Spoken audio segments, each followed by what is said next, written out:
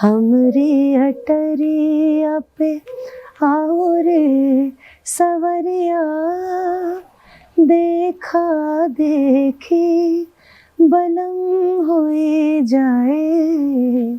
Thumri Indian classical में एक शैली है। जैसे इंडियन क्लासिकल, अगर आप बोलते हैं कि मैं क्या गाती हूँ, मैं इंडियन क्लासिकल गाती हूँ, तो इंडियन क्लासिकल की बहुत सारी ब्रांचेज़ हैं। जैसे मैं अगर कहूँ कि मैं उत्तर भारतीय संगीत गाती हूँ, उत्तर भारतीय मतलब नॉर्थ क्लासिकल, जो हमारा जो हिंदुस्तानी क्लासिकल म्यूज़िक है उसको उत्तर भारतीय संगीत भी कहते हैं, और शास्त्रीय संगीत, उसकी भी बहुत सारी ब्रांचेज़ हैं।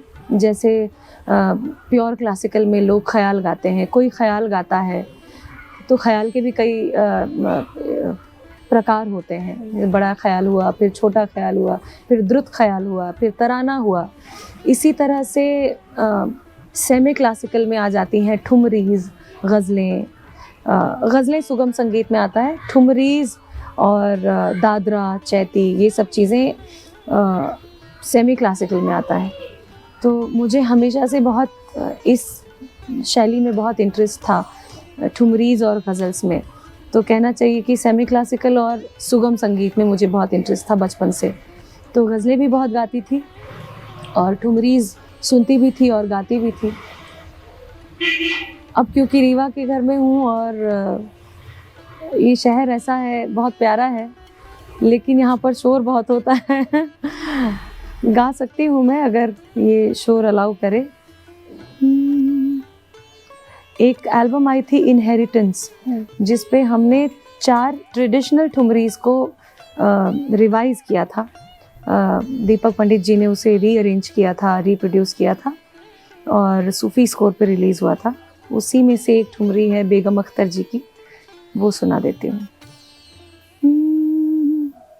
हमरी अटरिया पे आओ रे सवरिया, देखा देखी बलम होए जाए। आओ सजन तुम हमरे द्वारे, सारा झगड़ा खत्म होए जाए। हमरी अटरिया पे। तो इसको इलैबोरेट करके गाना है, इसमें क्लासिकल की अंदाज में आलाप लेना, बोल आलाप लेना, ताने लेना या सरगम के आलाप लेना, ये सब चीज़ें जब आप शामिल करते हैं, उसको एक क्लासिकली अंदाज में गाते हैं, तो लय और ताल से बांध के जब आप गाते हैं।